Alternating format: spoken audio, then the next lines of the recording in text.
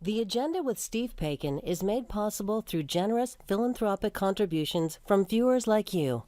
Thank you for supporting TVO's journalism. How resilient is the world's largest democracy? Domestic crackdowns and ongoing ties with Russia have some observers worried that India is slipping. We'll assess that tonight. Then we'll check in on what our parliament heard about other countries trying to interfere in our democracy. It's Monday, March the 6th, and that's ahead on the agenda.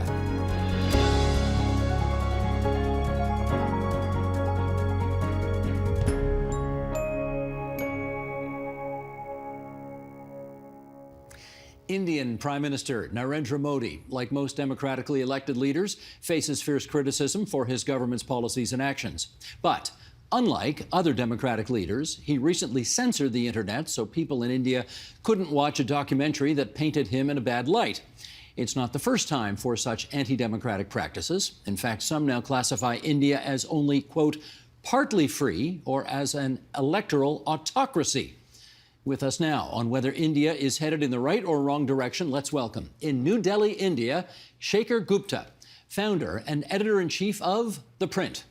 In Charlottesville, Virginia, Neethi Nair, author of Hurt Sentiments, Secularism, and Belonging in South Asia. She's also an associate professor of history at the University of Virginia. In our nation's capital, Vivek Duhejia, associate professor of economics at Carleton University. And here in our studio, Sanjay Ruparelia, the Jaroslawski Democracy Chair and Associate Professor of Politics at Toronto Metropolitan University. And it's great to have you four on our program. Sanjay, you here in our studio, and our three other guests and Points Beyond for our discussion about what's happening in India these days. And let's just set this up with a little fact file off the top here. I'll ask our director, Sheldon Osmond, to bring up this graphic. Here's how India's democracy stacks up. In the Economist Intelligence Unit's Democracy Index, which looks at civil liberties, pluralism, political culture, participation, etc., India's global ranking has fallen from 27th in 2014 to 46th last year. In the Freedom in the World report, which rates political and civil freedoms for 162 countries, India's rating was 66 last year. That's a number. That's not a ranking, incidentally. The number is 66. So it was 66 last year, but that is down from 71 in the year 2020. And India, as we suggested, was classified as free, a free country in 2014, but it has now been classified as partly free. And according to Access Now, that's a New York-based advocacy group that tracks internet freedom, India imposed the highest number of shutdowns globally last year. Of 187 internet shutdowns recorded worldwide, 84 out of 187 took place in India. Neethi, let me get you in here to start this off. There was this documentary released by the BBC recently on Prime Minister Modi that was censored in India. Give us some of the background there. Why was it censored? Well, I recently managed to watch it in the United States, and it's a two-episode documentary. The first one deals with Narendra Modi's tenure when he was Chief Minister of Gujarat, a state in Western India, and the second episode with his ongoing tenure as Prime Minister since 2014.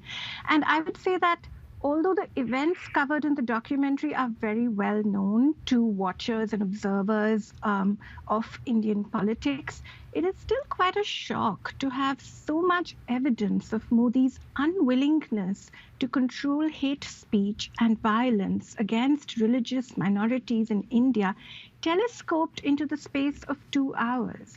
And I think it reflects quite poorly on a leader described by the BBC as a man who got things done and as a powerful, influential figure. And just a quick follow-up, the BBC offices in New Delhi were subsequently raided. What was that about?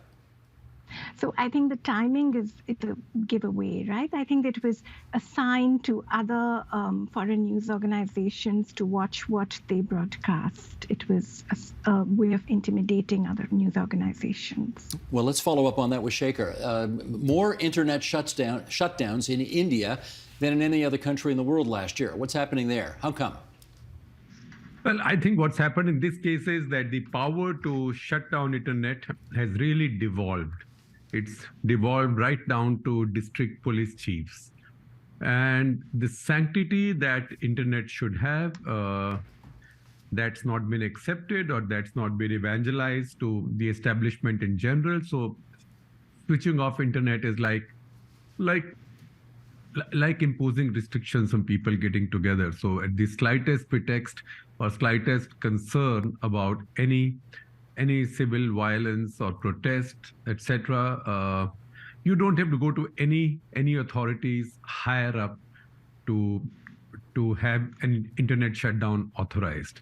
It's really done at the lowest level of the, not the lowest, but at the functional cutting edge level of the law enforcement authorities. So any police captain in any district, I don't know what you call them in Canada, can just do it. So once this power is available, it's used quite freely and quite liberally. And I don't believe that it's seen as something which has a lot of stigma, or which is something that then somebody might have to explain to the courts. It's odd, but it's a reality. Well, that begs a quick follow-up for you as well, which is, you're a working journalist in India. How worried are you about your safety or your ability to do your job these days? Look, I've been a journalist in India for more than 40 years. I became a full-time journalist with a salary in 1977. That's 46 years back. I had freelanced as a student before that. So, I've been around for 43, 44 years. It's not correct for me today to say that I am concerned about my safety or about what might happen to me, because that will set a very bad example for thousands and thousands of very bright, young, idealistic young people who are doing journalism in India. So I must always have a brave face, and I must always have a thick skin, and I must always say that I shall do my job, and I should be able to do my job as well as I can. Because I can't feel sorry for myself, and I can't ask people to start feel sorry for me. I've just been around too long, and journalism has given me far too much in my country. Well, may you continue to be around for much longer to do your job the way you see fit. That's good to hear. Sanjay, just again, a little more background here. In 2019, there was a lot of controversy around the so-called Citizenship Amendment Act. What was that all about? So on the face of it, this was an act that was to amend the Citizenship Act of India as a humanitarian gesture to give a pathway to citizenship for religious minorities facing persecution in 3 countries, in Afghanistan, Bangladesh, and Pakistan. But it was, the bill and the act was only meant for certain religious minorities, Sikhs, Jains, Parsis. It excluded Muslims. And so there was a lot of criticism that it was violating the Constitution. Article 14 of the Constitution is equality before the law, irrespective of religion. India has a secular constitution, and this was seen as a strike against that. Where does it stand now? Well, because of the pandemic, the rules to implement the act are still being framed. So it's still not operational on the ground. But the act has been passed in Parliament by both houses of Parliament. It received the support of a number of other parties. It was very controversial because in the northeast of the country, in the state of Assam, it was also was a process in which there was a national citizenship register in which up to 2 million residents were not on the list, so therefore didn't have rights. And so it's a combination of this national register of citizens with the Citizenship Amendment Act that a lot of critics and opponents have been really worried about, what it would mean to disenfranchise potentially millions of people. Okay, Vivek, I've got you batting cleanup here because we wanted to get these examples, the BBC documentary, the internet shutdowns, the Citizenship Act. We wanted to get all that on the record and then have you come in and basically tell us, given what you've just heard, what do we conclude about whether Prime Minister Modi is in fact governing in the way that one would expect the leader of a democracy to govern in? What do you say? Well, I would have to say, Steve, that we need to take a long view of this, of democracy in India. And it's not that, the story starts with Mr. Modi. Go back to 1947, many people believed India wouldn't survive as a democracy. Churchill famously thought India would collapse and implode and couldn't govern itself. And yet India has had election after election, every election bigger than the last. Everyone is a feast of democracy. So clearly, India's gotten that right, elections right. Now, what happens in between elections? That's a different matter. I would say on this notion of electoral autocracy, there's a bigger point here, Steve, which is that our Westminster system, unfortunately, for good or ill, is prone to majorities in Parliament essentially being able to do what they want within the limits of a constitution, a Supreme Court oversight, and so forth. So this problem of a strong majority in Parliament, meaning you can pretty much do what you want, is not unique to India. We've seen it in Canada, we've seen it in the UK. So I take somewhat exception to the notion that this is sort of a problem unique to India or to Mr. Modi. All right, I got to get the guy with the Democracy Forum to come in on that. What do you conclude about the way Modi is governing? Is it consistent with how one would expect a democratic leader to govern? Well, I think, Vivek is absolutely right that we should look at one side of the ledger, which is the elections. In the 2019 and 2014 election before that, more people voted in India than ever before, roughly 66% of the electorate. For the first time, you had parity of men and women voting. There was even a higher turnout amongst those who belong to the Dalits and Adivasi communities in India. So there's a great deal of vibrancy in the electoral space. But on the other hand, what we've seen in India, and I think it's true, we should put it in comparative context, we've seen across the world democratic backsliding, south of the border, of course, Brazil, Hungary, Turkey. In Britain, we've seen the rise of the far right in many countries. So what we're seeing is increasing majoritarianism in our politics, more resurgent nationalism, a more exclusionary understanding of who's a citizen. And that has happened in India. And I think we could have a debate about this or a discussion about this. I do think what's happened in India has been quite striking. There's been a real concentration of power in the hands of the Prime Minister's office. The cabinet and parliament are much weaker than they used to be. India had coalition governments for 25 years. There was a lot more power sharing.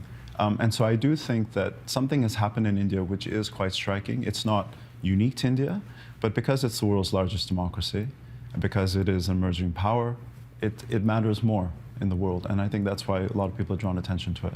Shaker, I should get you on the same question. What do you think? Well, yes, there's a trend. There's a worldwide trend. If you look at the state of the world, you can go clockwise or anti-clockwise. I used to say it more emphatically until a couple of years back. And I said, look, go either any which way. You will see, if you go clockwise, you see Trump, then you see Putin, Xi Jinping, Shinzo Abe, Narendra Modi, Erdogan, Netanyahu, and Orban and Bolsonaro. And when you got bored, there was always Duterte, right? Now some of those have gone. Trump has gone, a couple of the others. Netanyahu has gone and come back. But generally, the trend right now is that in elected democracies, where genuine elections take place, I'm not talking about, say, in this case, about China or Russia, them included though, there is a trend that strong men of the nationalist right are taking power. And people seem to like them. I mean, look at the polls that are coming out of Turkey right now. It looks like Bolsonaro will win quite easily. I mean, how can somebody win when your inflation is running at 80%? And sorry, that's Brazil, not Turkey, fighting, right? No, it's Turkey. You said Bolsonaro. Sorry, I'm so sorry. I should have said Erdogan. Sorry. Erdogan, okay. My bad. Erdogan. Two of a type, right? One lost his power. The other one's going to get it back, it looks like. There's been so much criticism of the way he's handled the earthquake. So there is a certain sex appeal, there's a certain oomph to strongmen of the nationalist right. And that's true of so many democracies. It's like a global trend. And there, while it's true that there's a vibrant democracy, a lot more people come out to vote. And if you took this right away from them, people will protest and they'll be held to pay. But within that, the appreciation or the value attached to what freedoms people should get, what is it that the Constitution promises you? Do you get it? Do you not get it? That understanding, I would say with great humility, is quite poor at popular levels. And that's why it's been so difficult to build public opinion for anybody on these grounds. And when it comes to the opposition, the fact is that they've done on a much smaller scale, obviously because they never had this kind of power, some of the very similar things. As we speak right now, you asked a question about the raid on the BBC. In the state of Kerala, which is run by the left, which a lot of people now think is very good, it's a left-front government, Communist Party of India, Marxist government. They've just raided the studio and headquarters of a channel called AsiaNet because they didn't like something that they did. So there isn't, who's going to stand up to what's going on? It can only be somebody who hasn't done the same things before. Look at the state of West Bengal. West Bengal, again run by an opposition party. They raided a Congress person's home the night before. It was truly a midnight knot. Picked him up because he said something rude about the chief minister. So this is a contagion, and the reason those who are concerned about this are not able to find traction in public opinion is that there's always the defense from the other side saying that, look, everybody is doing it. Show us who's not doing it. So if they do it, it's all right. If we do it, it's bad. So that is where this debate is lost. And that's where the battle for public opinion is being lost. So there is one world of op-edists, people like us, the pundits, the op-edists. There is another world of the voter. And there is a big disconnect there. Well, this is why we need a historian to put all this into perspective. And thankfully, Neethi, that's your job here today on our program. Can you tell us whether or not you see democracy being practiced in a way that is as concerning as, say, when Indira Gandhi was prime minister in the 60s, 70s, and 80s? Make that comparison, if you would, because obviously everything's got to be put into perspective here. Right. Thank you for that question. So, it's often, the current dispensation is often referred to as having an undeclared emergency. And I think there's a real distinction to be made here between what happened at the time of Indira Gandhi and what is happening now with Narendra Modi. In the time of Indira Gandhi, she was deeply tied, I would say, to her insecurities as a leader who could hold her own against her opponent at the time, a Gandhian socialist named Jayaprakash Narayan, and her inability to control the ambitions of her younger son, Sanjay Gandhi. The present government is deeply tied to the project of creating a Hindu Rashtra, or a Hindu state. And I'd like to sort of rely on this quote by the political theorist Sudipto Kaviraj. He wrote this piece in the Economic and Political Weekly in the late 1980s, where he said that Indira Gandhi's tenure represented a, quote, massive decline of ideology, of the devaluation of political speech, a use of discourse for purposes utterly inimical to the purposes of discourses, close quote. And I think we really are seeing the same thing happening now. And this is why student activists who speak of love and peace are accused of disturbing the peace and booked under criminal law. And, in similar ways, both Indira Gandhi during the emergency and Modi government now are clamping down on the foreign press. But to fully understand the magnitude of the ongoing transformation in India, I think we need to shift our focus to the ends rather than the means of politics. And I think the ambition of creating a Hindu state is an ambition of extraordinary proportions and consequences. And that is what we really need to, see. Okay, let me follow up on that. Is that to suggest that we need to sort of cut Prime Minister Modi a little bit of slack here, because the greater vision, if I hear you properly, the greater vision is what's really important here, not these little democratic deficiencies in the interim. Am I hearing that right? Absolutely not. Okay. What I'm trying to say is that the hate speech currently, the violence against religious minorities is all building up to create a Hindu state. So the democratic backsliding is not just another episode in India's history. It has a very different goal, and it has been a consistent goal of the Hindu right for 75 years and of the Rashtriya Swayamsevak Sangh, to which the Prime Minister belonged for several decades, for close to a century.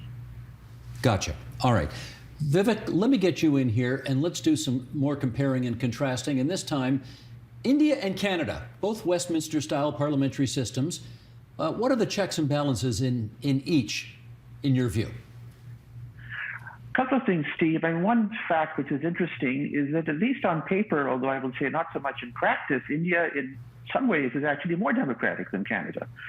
In Canada, our upper house is appointed, our head of state is appointed, the Prime Minister and the Cabinet appoint members of the Supreme Court. So really, the Prime Minister of Canada, within constitutional limits, has pretty much unlimited power to do what he or she wants, unchecked by the Senate or by the Governor General. The last Governor General who opposed the Prime Minister was Lord Byng, and that was a long time ago. In India, at least in principle, you have an indirectly elected upper house of parliament, which is elected by the state assemblies. You have a president elected by electoral college of both houses of parliament, all the state assemblies. And if you think back to the early days, 2014, 2015, when Mr. Modi was not nearly as secure as he is now, he faced some major defeats, because the upper house, for example, wouldn't pass his land acquisition bill, and the government gave up on that. One other point I'd make, Stephen, in this regard is that while institutions now have been hollowed out, Mrs. Gandhi began that process. And so while it's true that her aims were quite different than Mr. Modi's, she left hollowed out and decayed institutions that were ready to be grasped by someone with a very different agenda. And I think there is a lot of blame that attaches to the Congress Party, to Mrs. Gandhi, and the current Congress leadership, dynastic as it is, has failed to actually be a convincing opposition. I'll say one more thing, that in India still, popular protest, civil disobedience, going back to the time of Gandhi, that was the inspiration, plays a role. The farmer protests that jammed up Delhi and the highways leading to it for more than a year. The government finally blinked on the farm bill, farm reforms, which many economists, by the way, supported, including me, saying this is a good reform. They said, well, look, we will heed the voice of the people. This is clearly unpopular. We haven't thought it through well enough. Let's put it on the back burner. So, there is some nuance in the picture, Steve. Understood. Sanjay, I want to get you back in here and we've got to put some numbers on the table here. 1.4 billion people, 28 states, 8 union territories, 22 official languages. This is the 7th largest country in the area, in the world rather, by area. Is it the world's toughest democracy to govern? It has to be one of the hardest. I think when you look at the number of faiths in India, if you look at the population, if you look at starting in 1947, of course, this was when India was its first elections. Most of the voters were illiterate, so they had to have all kinds of innovations in the electoral rolls in order to allow people to vote. So it's a remarkable democracy historically. Is it the hardest to govern? Brazil is probably a very hard place to govern. Nigeria today, we just saw an election last week, is a very hard place to govern as well. Much more violence in some ways than what we've seen in India, with the less growth that India's had in the last 3 decades. So India is a remarkably difficult place to govern. I think it takes extraordinary political skill to govern it. And then the question becomes, how do you govern it well? So that's the big debate. It's a long-standing question in Indian politics. Do you govern the country better if you centralize power, if you have a strong national party, or is it a country that looks a lot messier, but is it governed better when you have a lot more power sharing, negotiation, compromise? There's horse trading involved through coalition governments. And so India's sort of seen both. And I think that's what's interesting to look back on. I think if we look at it today, the Prime Minister today was elected because there was an expectation that a more central, powerful leader would be able to push through lots of reforms. But as Vivek was just saying, some issues you can't get through because there are lots of checks and balances. So, I think it's a race I don't know how many countries are in, but it's certainly one of the most challenging places to govern. And Indian politicians who last do have extraordinary skill in building those coalitions. Vivek, maybe I can get you to follow up on that. Is the job of being the Prime Minister of India today simply too tough, given all those realities I just put on the record?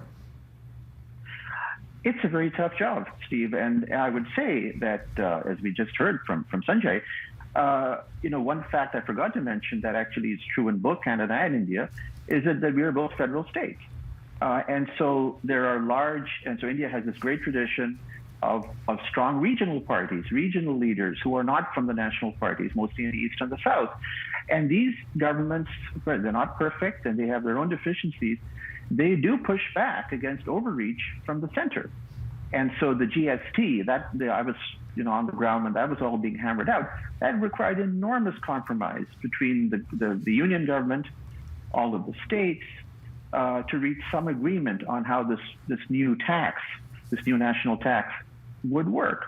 So the fact that India is federal and the BJP, yes, it wins state elections, but there are places where they simply have no foothold or have a very tiny foothold. And these are important in the overall fabric of democracy in India, Steve, I believe. And also, yes, makes the job much more challenging. Well, to be sure, he's running into controversies. I'm talking about the Prime Minister now at every turn. And despite all the criticism leveled at him, Neethi, maybe I can get you to weigh in on this. He remains a relatively very popular leader. How come? So I think Modi is still regarded as someone who made it to the top political position on his own steam without the support of a famous last name. But that's not to say that he didn't have the enormous support of the Rashtriya Swayamsevak Sangh and the entire Hindu right machinery. His own narrative of very humble origins, of his lower caste status, has a strong appeal. But I have to say he's also the product of a very sophisticated PR and marketing strategy. And the fact is that almost every government scheme in India today, from LPG cylinders to COVID vaccine certificates, bears his name and his photograph. It's also often said that his regime has seen massive improvements in infrastructure, in the building of roads and bridges. And while all of that is true, I think focusing on that alone takes away from the mounting hatred against religious minorities that is also characteristic of his regime. Sanjay, how does the Indian diaspora, to the extent it speaks with one voice here in Canada, how do they regard Modi? Well, as you say, they don't speak with one voice. So he's very popular among some elements of the diaspora for a variety of reasons. From the ones that Neethi's just mentioned, they sort of see this as somebody who's come from very humble beginnings to reach the pinnacle of power in India. Many support him because they see him as a bold, decisive leader. Sometimes that decisiveness has led to economically, how should we say, adverse consequences. He implemented what was called demonetization in 2016, removed 86% of the currency overnight. India is still reeling from that and from that decision because it had terrible effects in the economy in terms of the informal sector. The diaspora, so there are many here who would support him. There are many who are also worried and concerned about some of the things that Neethi's been talking about, right? What's the ratio, do you think? It's hard to tell. We don't have a survey. It's interesting. There was a very interesting survey done just last year by YouGov and some colleagues down at the Carnegie Endowment in DC, where they looked at how did the Indian diaspora view our parties. Whom do they support? So traditionally, the Liberal Party is the main beneficiary of Indo-Canadian vote. The new generation, voters under 30, are much more prone to voting for the NDP. That could be because of Jagmeet Singh. It could be because they're more left of center. We haven't done a survey yet of how the Indian diaspora here systematically thinks about the different parties in India. My sense is it's going to be quite split. There's going to be a lot of support for Mr. Modi. He came to Toronto in 2015. There was a really big turnout like there was in Houston when he visited, when he joined a rally with Donald Trump in the United States. There are lots of opponents and critics as well, because they're concerned about the direction the country is going in terms of its social fabric, in terms of communal policies, some of these acts we've been talking about. So it is like India. You have to remember one thing that's very important to see. Mr. Modi and the BJP is the dominant party in India now in a way that the Congress was in the 50s and 60s. It still receives less than 40% of the vote nationally. And as Vivek was saying, it's the first past the post system that creates these manufactured majorities. So it has a big seat majority in parliament, but when it comes to the popular vote, it's still 40% across the country. It's much higher in certain segments of the country, the north and the west, now into the northeast. But in the south of the country, for instance, the BJP outside of the state of Karnataka has a really difficult time making inroads. Shekhar, I wonder the issues that we have highlighted today, how much, in your view, do you think they diminish India's standing in the world today? Well, how do I answer that? It depends on how does today's world determine the standing of any nation, and who does that determining. So these are complex issues. Having said that, I'll take you back to a couple of things that have been discussed before. I think Vivek said that it was because of public pressure and public protest that Modi government withdrew the farm bills, which he supported and which I supported, because I thought that was a very useful reform. The fact is that that is not the only thing he has withdrawn because of public protests. The CAA also is very much a result of the deferral, because now this is now almost like an indefinite deferral, because anytime you ask the government, they'd say, oh, because COVID is still not yet over. So maybe unless they issue a notification, a gazette notification saying COVID's over, which will never happen, it's not going to happen. And the other thing that happened that I think is not adequately understood is the pushback that they got from the Gulf countries. Now, Mr. Modi lays great store by his relationship and India's relationship with Gulf countries. He's got the topmost national honors from Saudi Arabia, from UAE, I think Indonesia as well. And he talks about it in his public speeches, because that's his way of saying, see, these Muslim nations hold me in such high regard. And also, India's strategic interest, the balancing of Pakistan, the reaching out to the old friends and patrons of Pakistan is all part of his politics. So he's responded to all that. He's been forced to respond to all that. Now, the other thing that we missed out in the middle is that during the pandemic, as part of the pandemic reform, don't waste a crisis mindset, he again brought in some reforms which people like me supported. That is the new labor codes.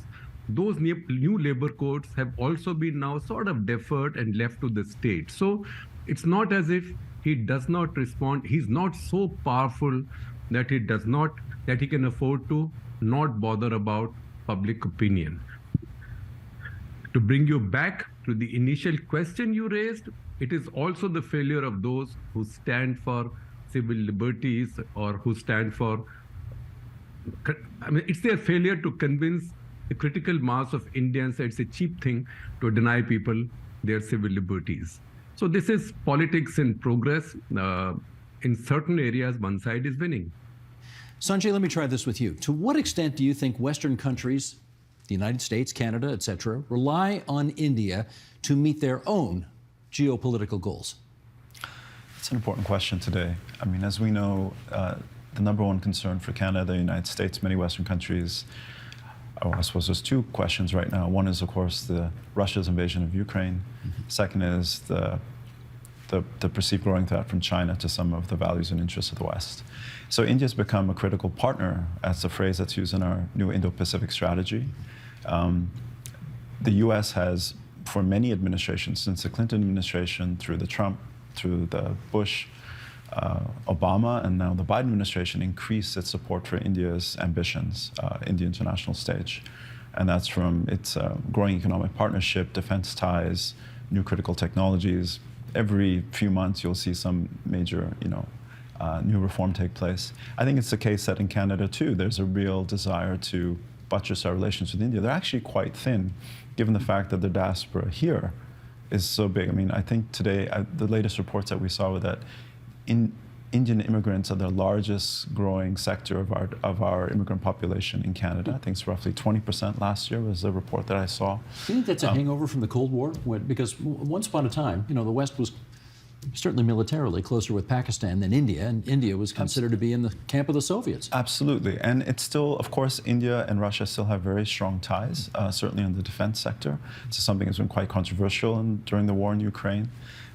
India has tried to play a bridging or a balancing role in this. It shifted slowly over time. It took quite some time before it censured Putin, saying that this was not the time for war, as Prime Minister Modi said.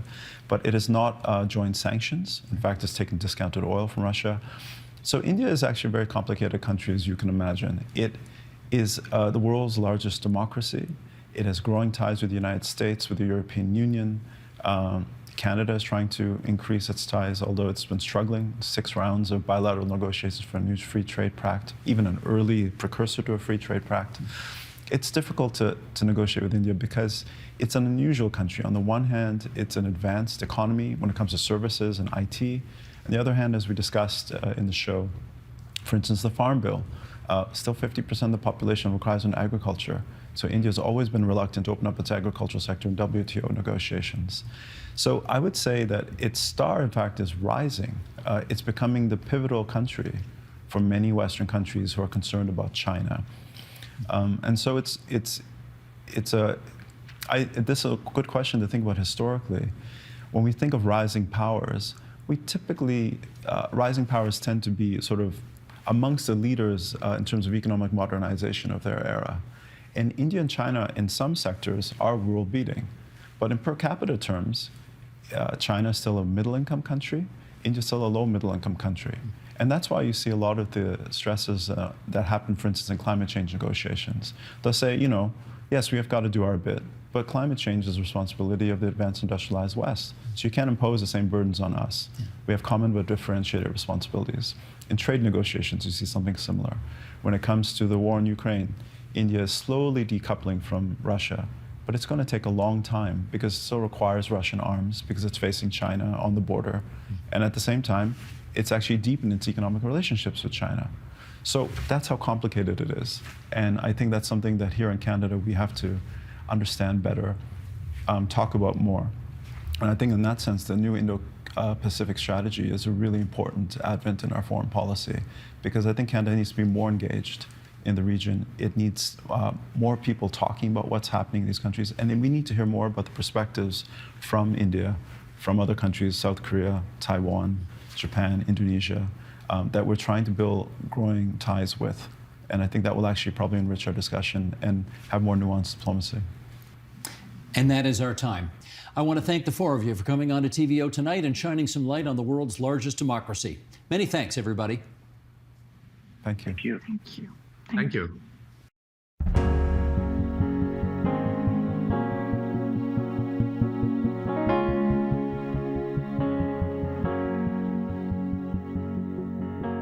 Intelligence leaks to the media recently prompted a flurry of questioning and concern about the integrity of Canadian elections. Hearings are underway in Ottawa, and the Commissioner of Canada Elections last week launched a review of the 2021 campaign. Much of the discussion focuses on China, but the allegations also include several other countries. With us to explain, let's welcome in the nation's capital, Tonda MacCharles, Ottawa Bureau Chief for the Toronto Star. And Tonda, it's great to have you back on our airwaves. How are you doing tonight? Hi, Steve. Good, thanks. Excellent. Could you give us a quick recap on the main findings of the so-called Rosenberg report? Let's start there. Okay. Well, look, Morris Rosenberg, a former senior public servant, did a review of the work of the Canada elections, the fairness integrity system, the panel that oversees our elections and attempts to sort of make sure things are being free and fair and everything's above board. And he found that the panel did determine there was attempts at foreign influence, that there was attempts to interfere with the result in some, the outcome in some ridings. But that panel, not Mr. Rosenberg, initially concluded that it didn't affect the outcome of the election. He agreed with that conclusion. So just to bring your viewers up to speed, he himself didn't do the deep dive in the election. It was the panel that did in 2021 during the election campaign. And he agreed with their conclusion, said it was reasonable. And he agreed with, by the way, something that the NDP and the Conservatives have also publicly said, at least, that the outcome of the election was free and fair. So that's where we're at. But what he did do is he found a bunch of shortcomings in the early warning system, and he's made a bunch of recommendations for changes to address some of the problems. Now, before we go to those, I know that I've spoken to people who said there were attempts by foreigners to insinuate themselves in our election system. You know, this just in, and the suggestion seemed to be that happens all the time, from time immemorial, in countries, mostly democracies, all over the world. So is it fair to respond to this by saying this shouldn't come as big news to anybody? Well, look, I think it's fair to say it's been an ongoing problem, a long time problem. I think all the political parties are aware of sometimes the work going on to influence certain expat communities in Canada.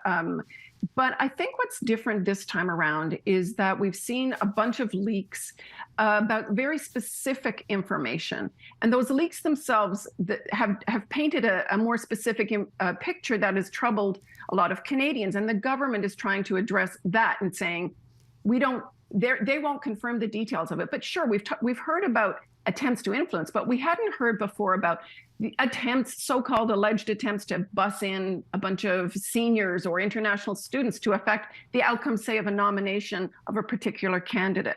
Now, what we've learned through this last couple of weeks of both leaks and parliamentary committee examinations of the issue is that there's a lot of skepticism around that information and contained in those leaks. And there's officially, while they've come as close as they can to denying it, but we've heard the intelligence officials say, they don't have that information. That evidence wasn't put to them.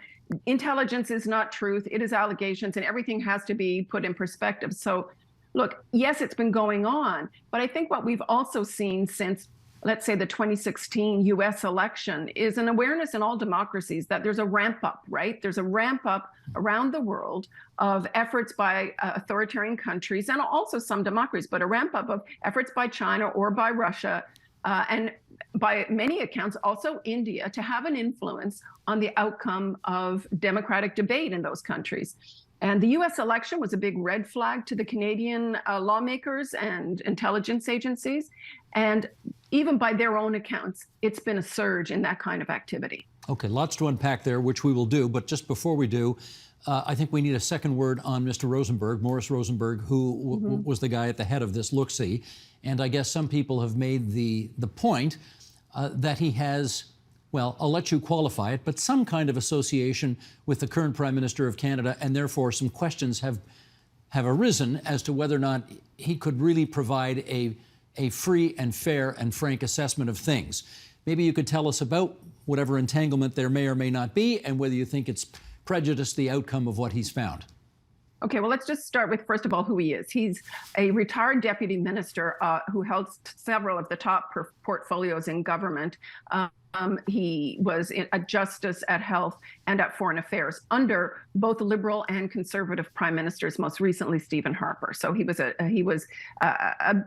very top aide in the public service under Chrétien, Paul Martin, and Stephen Harper. And when he retired, he became the head of what's called the Trudeau Foundation. It's a nonprofit charity organization that promotes scholarship and academic discussion of policies.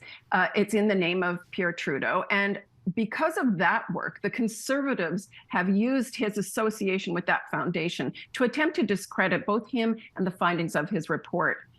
They are calling for a public inquiry into the allegations, and they're using this link. But look, I think by many accounts, and many Conservatives as well have spoken up and defended Mr. Rosenberg and said, they weren't quibbling with him and his work, that they think that some of that is noise. I would say that in a way it is noise, because actually the Rosenberg report, far from kind of completely vindicating everything the government has done, has raised some red flags around, should there be tougher protections around the election system? Should there be the ability to alert the public earlier in the game? What if there's only attempts to influence one candidate in one riding? Shouldn't that be publicly alerted? Instead of people saying, oh, well, it didn't affect the whole outcome of the whole election, therefore nobody needs to know. So look, Rosenberg did a lot of hard, I think his recommendations could be described as, tough and critical of the government. They didn't completely whitewash what was going on. He did take, I think, a critical look and made some really good recommendations for reforms. Okay, let's look at the countries involved here. There have been suggestions that the United States has been involved, India, Saudi Arabia, but of course most of the attention nowadays is on China. Tell us why.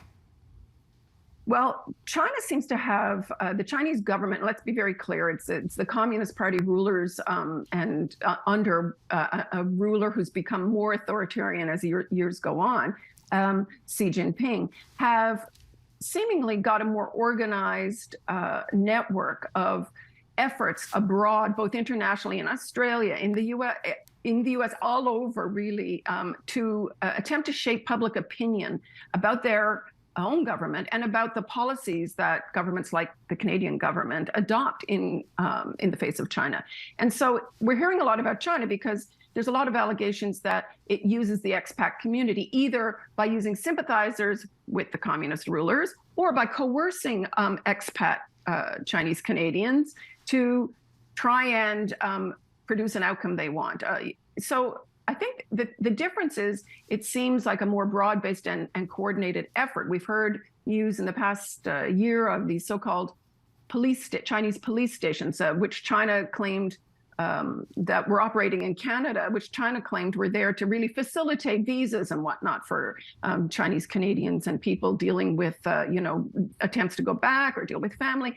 And in fact, look, that kind of raised a lot of alarms, and the RCMP has now said that they, being concerned about the operations of that and whether or not it went beyond the bounds of typical diplomatic activity, stationed, uniform marked cars outside those so-called police stations, and they've all shut down now.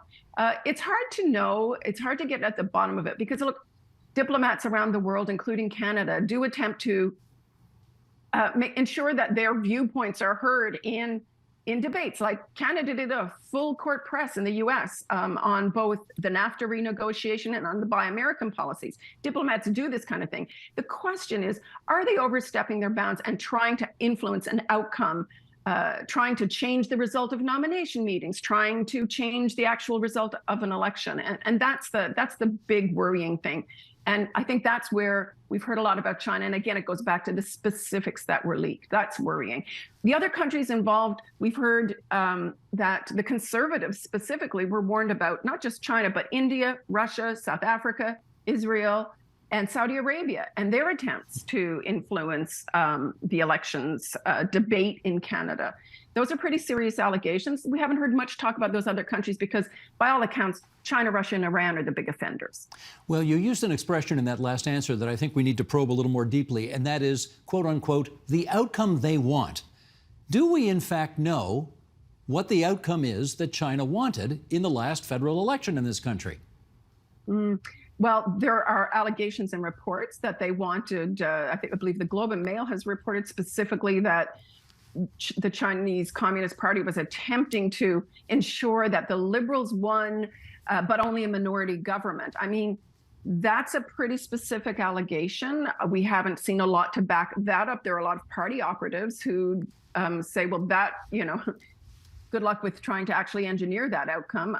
They themselves try to engineer outcomes that don't always occur during election campaigns. But that specifically is one, I think, accusation that has emerged and has given a lot of the parties in the House of Commons pause.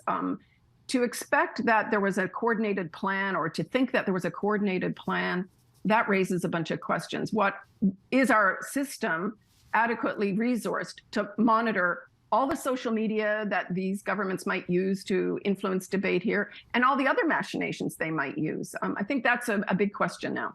And can we understand why the Chinese Communist Party would want a liberal federal government, but on a leash so that they only had a minority government? Why would they want something that specific to emerge?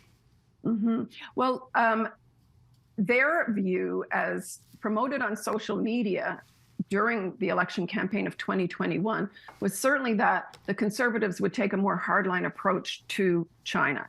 And we have seen in the last few parliaments, actually, the conservatives have been very hawkish on China.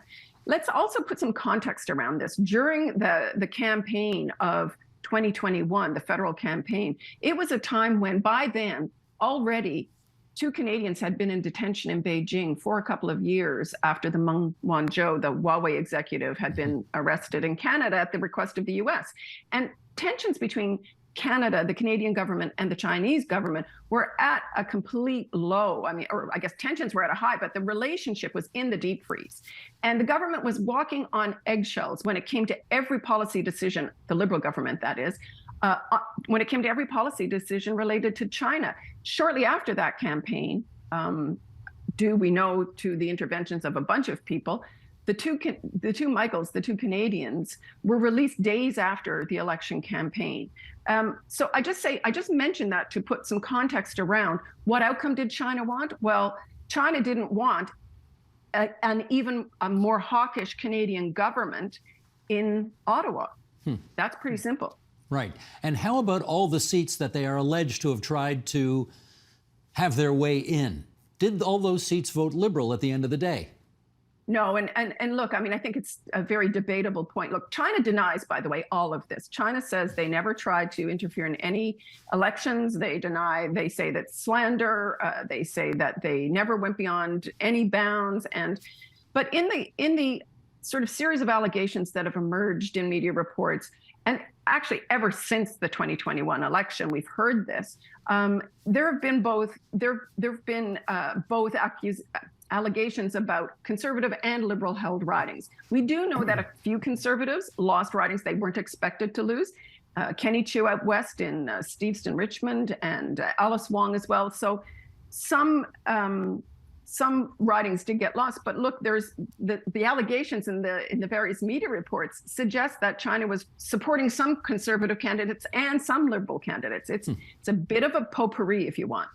Well, as long as we're on the Conservative side of the ledger here, let's figure out what's going on inside that little political family right now, because this is, in some respects, manna from heaven for an opposition party to really take on the government of the day.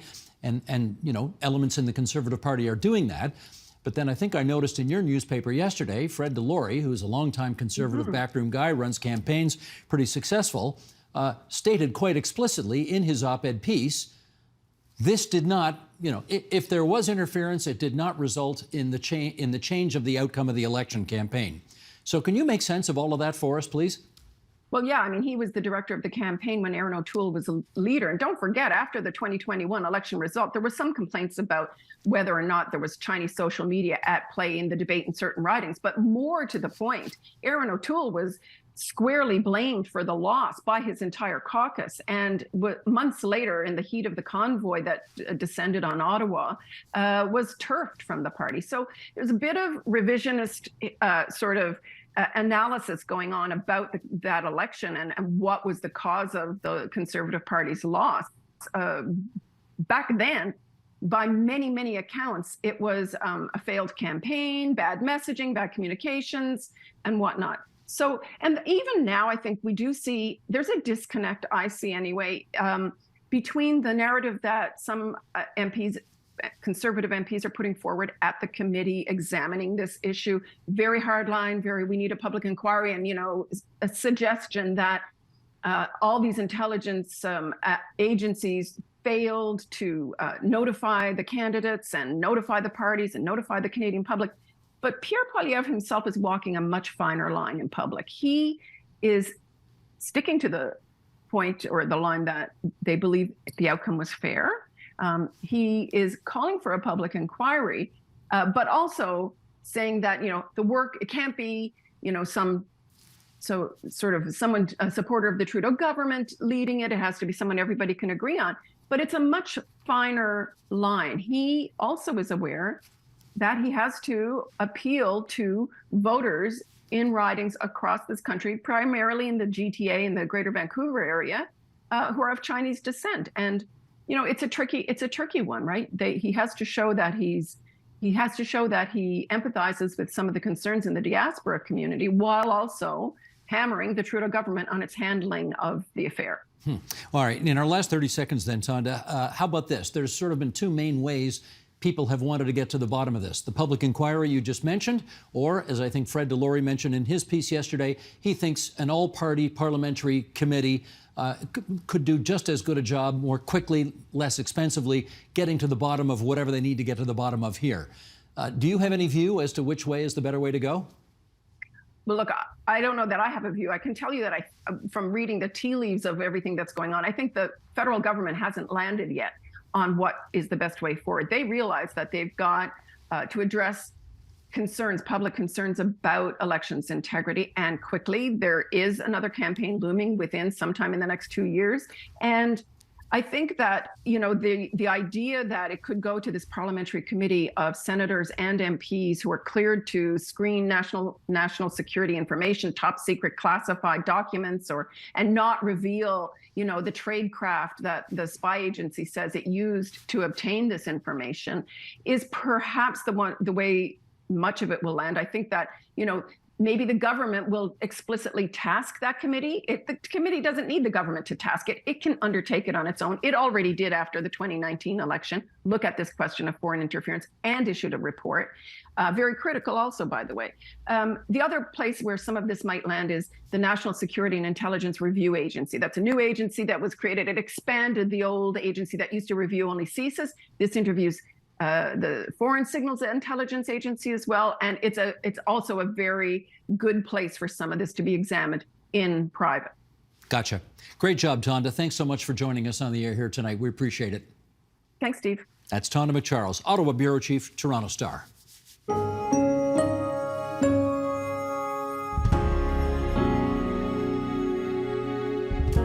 And that is the agenda for Monday, March the 6th, 2023. Could the loyalty card you show at the grocery store help detect a serious illness before you even know something's wrong? Tomorrow, we'll find out why some see real opportunities in that kind of tracking. I'm Steve Paikin. Thanks for watching TVO, for joining us online at TVO.org, and we'll see you again tomorrow. The Agenda with Steve Paikin is made possible through generous philanthropic contributions from viewers like you. Thank you for supporting TVO's journalism. The Agenda is always on. To catch up on conversations from this week or any week, visit our website, tvo.org/theagenda, or our YouTube page at youtube.com/theagenda. It's all there for whenever you want to watch.